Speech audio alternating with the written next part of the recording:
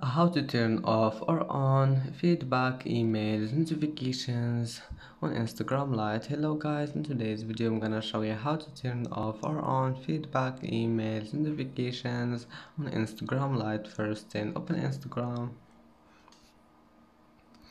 and now click here and then click these three lines in the top corner, and here you will find settings and then click notifications, and now click email notifications, and here we'll find it feedback emails.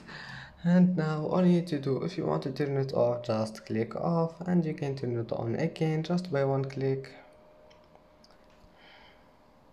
And that's it for today's video. Don't forget like and don't forget subscribe, and thank you for watching this video until the end, and see you in the next video.